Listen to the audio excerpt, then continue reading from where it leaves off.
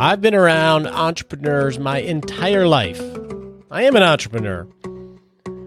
And if there's one thing that I've seen that separates those that succeed and those that don't, it's mindset. Welcome to the Retirement Answer Man Show. My name is Roger Whitney. I am your host. And this is the show dedicated to helping you not just survive retirement. We want you to rock retirement. And this is part 2 of our Entrepreneurship in Retirement series. Last week, we talked about some of the different types of businesses that we've seen people pursue once the kids were out of the house and they were near or entered retirement. And then we talked about, hey, before you venture on that journey, you got to do a little bit of analysis of, hey, is this going to fit your lifestyle, your finances, the markets? And I gave you some resources to start exploring that. What I want to talk about today is, I think, crucial to not just entrepreneurship, but pretty much life, and that is mindset. What are some of the correct mindset attributes of an entrepreneur that I've seen? And I've worked with hundreds and hundreds of entrepreneurs and people that went from the corporate world to starting a business of some sort later in life. I've walked this journey a number of times, and I want to talk about the mindset of successful people, but I also want to talk about some of the negative types of attributes of a mindset that can sort of set yourself up for failure. Because if you're going to explore starting some type of business later in life, you got to be careful. Don't have near as much time to make up for mistakes, but you're going to have to evaluate, do I have the right mindset, and am I doing this for the right reasons? So we're going to dive into that on today's show, but we can't do any of that before we have this all-important disclaimer.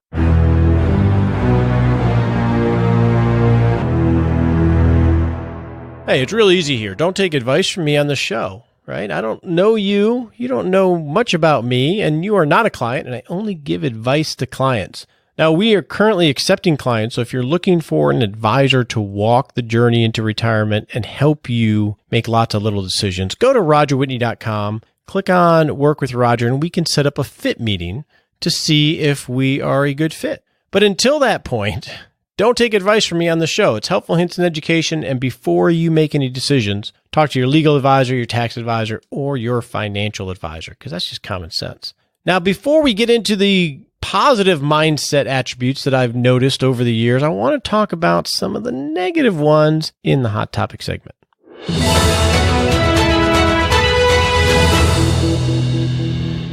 So in the Hot Topic segment today, I want to dive into what are some of the bad reasons that people start businesses and some of the mindsets that they have or that you could have that potentially could really be a recipe for disaster. So I've counseled and worked with a lot of people that wanted or had an interest in starting a business. I mean, it's sort of part of the American dream. You know, even if we were in corporate life, there's this thing of, man, going out on my own and being my own boss, setting my own hours. I get to make all the rules. There's a lot of attraction to that. And for a lot of us that didn't pursue that early on, in our mid-late 50s, even into our 60s, we find ourselves with the family pretty much grown up, right? Kids are out of the house. We feel much more confident in ourselves because we have experience in the corporate world or whatever we did as a career. And we have a decent amount of money in our 401k or built up in after-tax assets that we could seed this idea of starting a business. So that can prompt us to say, hey, let's go for it. I need to be all I can be, pursue my dream, all those other platitudes that sound great on the front end. So what are some of the bad reasons that people in this position start businesses? Well, I think the first one is just, hey, I need a change. Right? They use it as a rescue to get them out of a job they hate, the corporate world, the boredom of what they're doing. So they start to romanticize starting a business, buying a franchise, being their own boss, just because you need a change. That's a really bad reason to start a business. It doesn't set yourself up for success. Another bad reason to start a business, and I see this with highly successful people, is they just need something to do.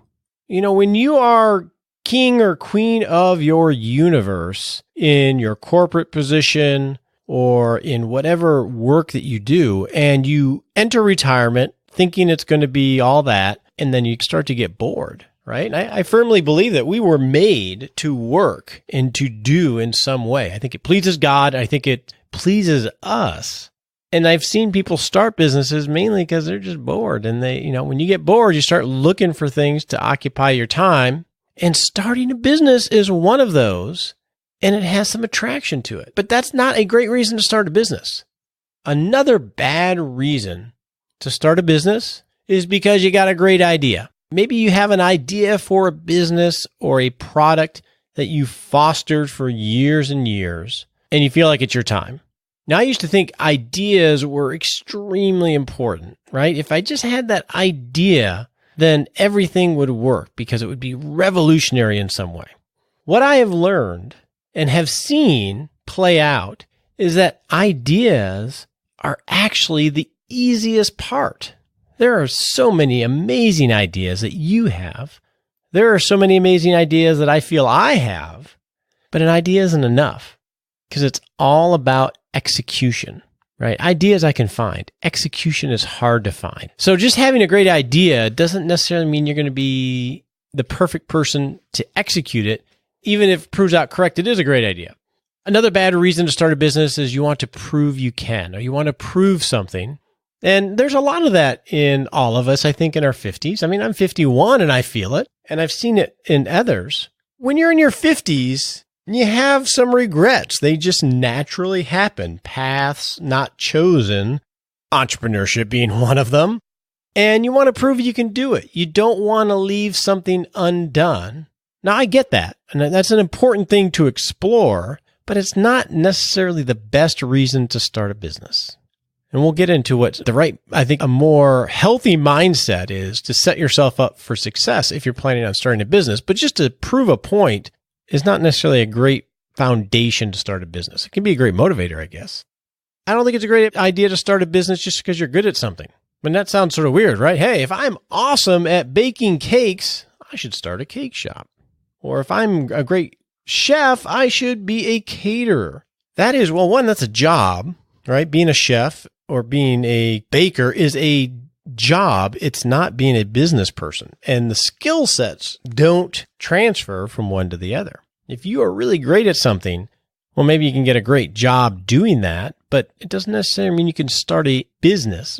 Take a bake shop. The skill of creating a great cake or pastries almost has nothing to do with running a great business. So I'll use an example of probably one of the greatest business successes in history, which is McDonald's. I saw that movie on Ray Kroc, and man, it actually was a little depressing. But we can't deny that McDonald's is one of the great American entrepreneurial stories. He was actually, I think, in his 40s or 50s when he did it. That's a great business. But you know what? How are you going to rate their food? It had nothing to do with being a great chef, having the best tasting burger. There are many amazing food businesses that went out of business because they were horrible business people. So those are really bad reasons to start a business. But what happens is when we start to get this idea in our head that we're going to start a business, we start to get really excited about it. I've been through this cycle. I've seen this cycle in others. We get really excited about the prospects. It's something new. It's something fun. And at the beginning of anything, it's always full of potential. And you couple that with this, this ethos that's around right now is that you have to pursue your dream, your passion. I think that type of mindset can lead you down some disastrous paths if you're not careful. Now, I'm all for pursuing your dreams and building a future, but we got to be careful when you couple that with the idea of entrepreneurship later in life, because it's easy to get attracted to something new that may not serve you and your family. Another bad reason to start a business is that you want to save the world. You want to do good. Doing good is important, but there's also a big difference between a vocation and an advocation. Starting a business with the intent of solely just doing good in some social way or environmental way or whatever else, not that it's not noble, but it doesn't make it necessarily a great business. Business is ruthless in that the markets don't care about how much you care about a specific cause. They don't care about your great idea necessarily. They don't care about your need to prove something or about your need to make a change. All the markets care about, meaning the markets are who might consume your product, is what it will do for them. That may sound a little crass. Doesn't mean you can't do well for others. You can't prove something. You can't have a change. Your idea isn't good. The key is it's all about what the markets want, what your market for whatever product it is. They don't care about all these other reasons for starting a business. They're all self-centered. People are self-centered. Does it solve for me? Right? There are plenty of other podcasts of people that have great hearts, a great message, are really good people, but you're not listening to them because it doesn't solve what you need. And I guess as of now, this one does. And thank you. That's awesome. So you get my point. Markets don't care about any of that. Markets are pretty ruthless that way in sorting what is adding to society and what is worth it and what isn't. And it doesn't really care about all your motivations. And the reason I'm diving into this in this negative way right now is, these bad mindsets of I want to change, I want to save the world, I got a great idea, I need to do something. They can lead to really bad behaviors, such as, hey, I'm just going to build this because I'm so passionate about it and I believe in this idea so much that if I build it, they will come. That field of dreams. And that's a very idealistic way of thinking about it. And we all know stories where it's actually worked. But building it with the hope that they will come because they'll eventually realize how awesome it is a recipe for disaster in the event that the markets really don't care. And that happens all the time. Another bad mindset, that our impact of these bad mindsets is when we get really enamored and excited about a business opportunity, a lot of times we want to look the part. I see this all the time. We want to sign the lease, spend the money, have the right clothes, have the right equipment, have the fanciest brochure. We get enamored in setting up house because, one, we're super excited about the project. We're as optimistic and motivated as we will ever be at the beginning of starting a business. And it really, really feels productive. I'll go ahead and take some 401k money and I'll pay the franchise fee and I'll buy the right car and I'll have the right clothes and I'll buy the right brochures. It feels really productive and it's super fun setting up house or setting up business, but it can be a recipe for disaster because it's not lean and mean. And most businesses, small businesses, fail because they run out of money. And I have witnessed firsthand and counseled people that were somewhere in that process and it was almost committing financial suicide. And once they signed up for the lease and all these other obligations, they're very hard to get out of. So that's one way starting a business with the wrong mindset can really lead you to some bad behaviors. Another one is that money will solve the problem, right? If we're going to start a business later in life, well, we actually have money, most likely, whether it's in our 401k or in stock option payouts or just money that we've saved up. So we have what's called the curse of capital. So when you have money and you're starting a business, it's very easy just to feel like you can leapfrog by throwing money at services, consultants, at franchise fees, at a myriad of things to jumpstart the learning curve. And it's possible to do that. But in my experience, the curse of capital, having money to throw at things, causes you to potentially be not as good of steward and not bootstrapping and learning the lessons that are really healthy to learn as an entrepreneur. So it's easy to just throw money at. So that's one way this bad mindset can lead to bad behaviors. And the last one that I want to talk about anyway is if you start a business with the mindset of the things that we talked about, let's say you're pursuing your dream, it's very easy to stick to it way too long. What is it? Vince Lombardi said, winners never quit and quitters never win, right? This idea that, and there's another one, I forget who said it. It's like, look, most people stop when success is just around the corner. That may be so, but in your 50s and 60s, you might not be able to afford to get around the corner. And many times, and we see this on like Shark Tank. If you ever watch Shark Tank, great show. The Profit, good show. We see people that are committing financial suicide because they're not willing to admit they were wrong. They're not willing to pivot.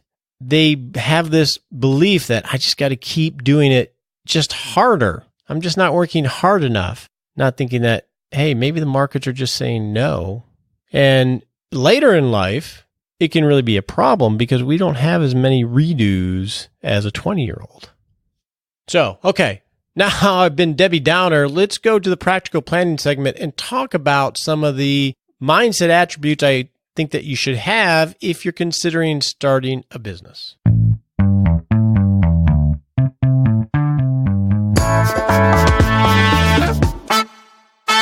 Whoa. After that, you're like, well, doesn't sound like you like entrepreneurship in retirement. That was sort of a downer. I didn't mean to be a downer, but I think those are important things to think about if you're pursuing this journey. That said, I have worked with many people that have made the transition into entrepreneurship as part of their overall retirement plan. And it can be one of the best things in the world. And I think I shared some stories of that last week, and I know I do a lot. So don't get me wrong. I love entrepreneurship. I'm an entrepreneur. I live around entrepreneurs.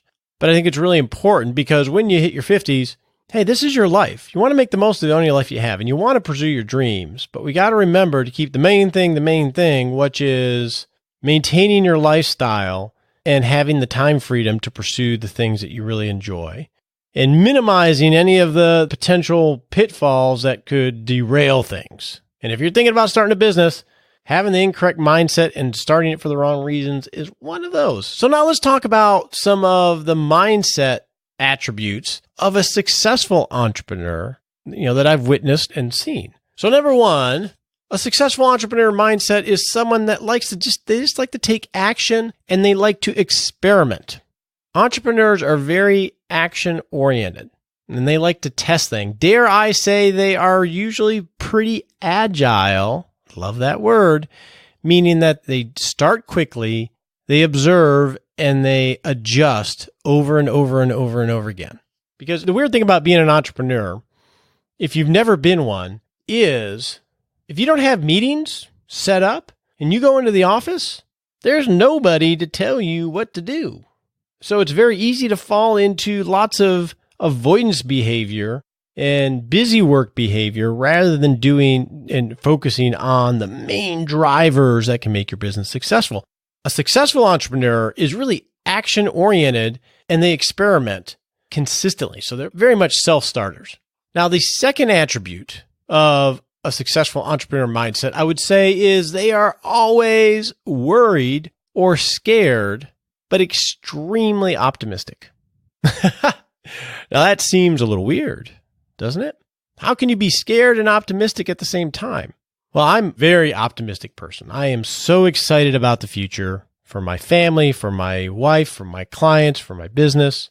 I'm really optimistic. I sort of feel like things are always going to work out because I think I take action and I'm pretty diligent. But you know what else? I'm always scared. I'm always scared that I'm missing something or that I'm leaning too far in. So you got to be optimistic, but have a little bit of paranoia. And so think about that. How do you couple being a little bit paranoid and being optimistic and taking action, right? Being paranoid or scared, you would think pulls you back from taking action. So, but you have to be optimistic, but you always have to be nervous or scared or paranoid, whatever word you want to use, because markets can change for your services and money can be spent, and you want to make sure that you're constantly reevaluating things. So you got to be real agile there. The third characteristic of a healthy mindset, I think, is you got to be resourceful. Even if you have the curse of capital, where you have money to throw at things, it's very healthy to be very resourceful in how you take care of things. Because there's always going to be someone to sell you a duct tape solution, whether it's a consultant or a tool or a service that sounds like it's going to fix things. I'll tell you what, I'm a victim of this because I love gadgets. Most of the time, you don't need any of it. You can solve the problem with a lot less money and a lot less complications. So you got to be resourceful. I've seen that where they work the problem rather than throw money or buy a solution. So you want to be resourceful, even if you have the capital. Now, on the reverse of that, I think a healthy mindset for an entrepreneur is you want to be frugal, but you don't want to be cheap. So it's important to be frugal. And this is the same thing in your personal life as well, right? You want to be frugal. You want to make sure that you don't waste money, but it's very easy to be cheap and either buy something of lower quality or not spend money when you need to fix a problem. And again, this goes a little bit in the face of being resourceful, right? So let me give you an example just in my own business. So as part of my business, I produce this podcast that you're listening to, and I produce the YouTube videos that we just started up, which are all a blast for me to do. So let's focus on the podcast. So for the first year and a half, 2 years of my podcast, I recorded the audio like I am doing right now, and then I went and edited the podcast because you got to cut some things out. You got to add some music elements. There's a lot of editing that you have to do to all the audio. And then you got to upload it to a server, and then you got to write the show notes, and you got to post it to your website, all these things. I did that for a year and a half when I started the show. And it would take me, let's say, an hour and a half to do that. So added an hour and a half to my workflow. After a year and a half, I'm like, okay, Roger, I know you enjoy this, but it's not your highest and best use of time. So I went out and looked for a podcast editor who we have now. So we got, there's a team of 3 people that do all of those things now, and I pay a monthly fee to delegate to them, right? And it's not cheap. It's not super expensive, but it's not cheap. And it saved me that hour and a half a week, plus all the time that I had to, around it. So let's say it saved me 3 hours a week. And I remember about a year after outsourcing all this podcast editing, I call it a fit of frugality, or maybe I should say a fit of cheapness. And I said, you know what? It wasn't really that hard. I romanticized what it was. And I told the editor I was going to take this over. I think I can handle this. No worries. I'll save the money and do it myself again. Well, about a week and a half into it, I went begging for them to take me back because although I could do it and although I enjoyed it, it was well worth the money because the time I did not spend doing editing that I could outsource, I could spend, in theory, doing things that had the potential of earning me a lot more money. So you can't be afraid to spend money, but you got to be frugal with it. A lot of us will be so cheap or so worried about money that we will spend all of our time doing the books, doing things that we could really hire to someone else to do for a lot less money so we could focus on, whether it's getting business or serving clients or whatever else it is. Another healthy mindset for an entrepreneur is you don't ask for permission to do things, right? That's sort of cool about being your own boss. But you are willing to experiment and just take charge and go try things without getting a lot of counsel from a lot of other people. Because as long as you're agile and you take action and you observe and you experiment and you iterate, that's what an entrepreneur does. So you can't wait to ask permission or get confirmation from some outside source. You got to go with your gut and trust and believe in yourself. And that can be hard for some people to do. And then the last one I want to talk about is you got to have some fortitude. So fortitude is defined as courage in pain or adversity. You got to have some fortitude because you will get punched in the face a lot as an entrepreneur. And you're going to have to be able to handle it and push through it and not get swayed by the winds of pessimism as they float up from time to time. So I think these are the essential kinds of mindsets, attributes of a mindset that you got to decide. One, do I have these things, or am I willing to nurture these things so I can position myself for success? Because I think mindset is probably one of the biggest attributes you need to have, depending on what kind of business you're starting. Now, what are some special things from a mindset standpoint that are related specifically to entrepreneurs? I think the first one is it's okay to build your own job. So last week, I recommended a book called E-Myth Revisited, which is an amazing book. But one of the tenets is, and it talks about a lot of entrepreneurs really aren't entrepreneurs. They just create their own job. And I think they use the example of a baker in it, meaning that a true business is a business where the owner operates the business, but doesn't necessarily work in the business, say baking the cakes. They work on the business. And there are plenty of people that have huge businesses that don't know a lot about how to do the specific thing that they create, but they know business. And the idea is if you work in your business and the business is totally dependent on you, you're not building what's called enterprise value, which is something where you could ultimately sell it for some money. When you're an entrepreneur in retirement, I think it's okay to say, I'm not building this to sell. I'm just building this to allow me to express myself, allow me to earn some money and to serve people. And for all those other things, I don't care if I sell it or not. So I think it's okay to build it as a job where when you're tired of it, you just close it down. It changes the kind of decisions you make as an entrepreneur. And I think it fits for people that are in retirement. I think another special consideration for retirees or someone close is you want to make sure you fail cheaply. And we may have talked about this before, but when you are close or near retirement, you don't have a lot of time and a lot of potential income to make up for big mistakes. I would much rather see someone who's starting a business slowly ease into it with minimal amount of out-of-pocket investment. And after they get proof of concept and momentum, prudently add money in terms of investment in it. The last thing I think makes a lot of sense is to go spend a ton of money with the hope or the dream that it's really going to work out. And then last, I think, thing that's special for an entrepreneur, especially those A-type personalities that are hard chargers, is that it's very easy for business to take over your life. So I'm 51 and I have a lot of time freedom. I have clients all over the country. I travel a lot. I can work from anywhere. You know, if my wife wants to do something, I usually can arrange to where we can go do it. But that did not mean that it doesn't dominate a lot of my life. I'm never not thinking about business, right? Because it's not like a corporate job where you can just leave it. You're always going to be worried about your clients, thinking about what's going on over here and everything else. And if you're a hard charger and you're ready for retirement to have time freedom, it's very easy for your business to slowly dominate your time.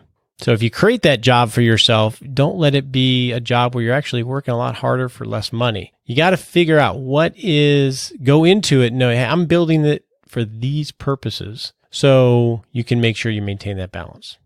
So hopefully this helped you get some insight if you've never run a business about how you maybe shouldn't think about it and how you should think about it and how to set yourself up mentally for success. Now, next week, we're going to talk about franchises and a few other options and get a little bit more practical when you're evaluating different business opportunities. But for now, let's go get happy with Nicole.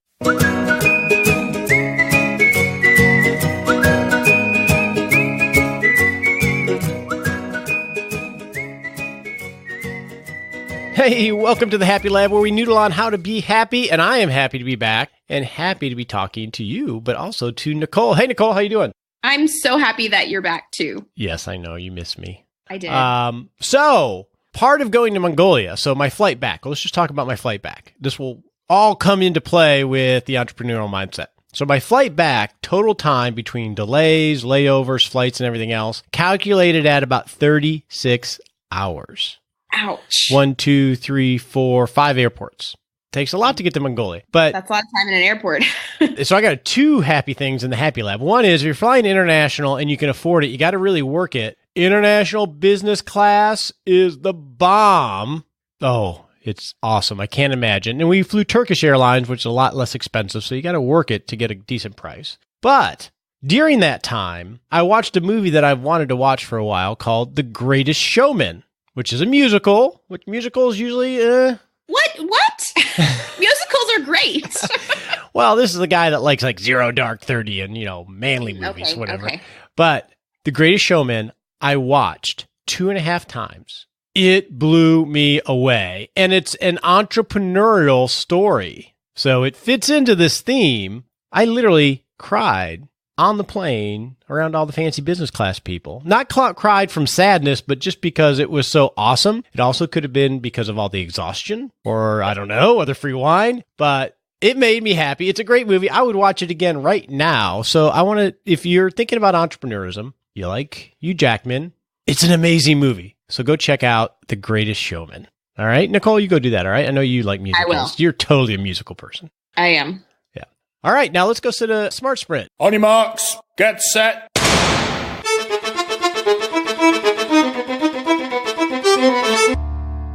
And we're off to set a 7-day sprint to take a little baby step to create a better life and a better retirement. So in the next 7 days, here's what I want you to do. My good friend, Fritz Gilbert, he was the first retirement plan live subject. He has come out. You know, he was Carl in the... AKA Carl. AKA Carl. He came out because he started a blog somewhat based on that experience called The Retirement Manifesto, theretirementmanifesto.com. Well, he and I were speaking just this morning, and he is literally 8 hours away from retirement. This is his last day of work. And when I saw that, I pinged him, and we got on, and we did a little video where he shared some of the insights from being at the precipice of the last day of retirement, right? He's there. And he shared some of his wisdom of what he did over the last 3 to 4 years to prepare himself. And he's a spreadsheet guy. He's a numbers guy. But he talked about how a lot of the things aren't really numbers related. So your sprint for the next 7 days is go to our YouTube channel. We'll have a link to it in 6 Shot Saturday, and watch my conversation with Carl, or Fritz, so you can maybe peer into the future and hear some wisdom that you can start taking action on today.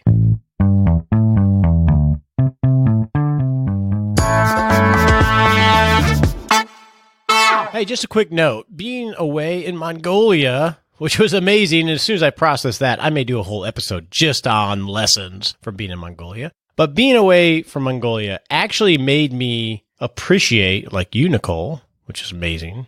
You know, I guess, you know. Wow, that was the nicest thing you've ever said to me on the podcast. Oh, is it? Oh, okay, we'll edit that out. But it also made me appreciate you and listening to the show and sending me emails with questions and encouragement and criticism. I appreciate anything with honesty. I love the interaction we have. We had a great retirement plan live. We had, hundreds of registrants on there. We'll have that up in the Retirement Learning Center so you can see that. But I just appreciate you, and it's so nice to be back and in the groove and hopefully helping you create not just a great life, but a great retirement. All right, I'll talk to you next week. We appreciate you joining us today for this episode of Retirement Answer Man. Be sure to visit rogerwhitney.com/answers to access the Retirement Answer Library with over 30 checklists to help you make the most of the only life you have. Remember, you have more power than you realize to create an amazing life starting today with Retirement Answer Man. The opinions voiced in this material are for general information only and are not intended to provide specific advice or recommendations for any individual. All performance referenced is historical and no guarantee of future results. All indices are unmanaged and may not be invested into directly. Have a wonderful day.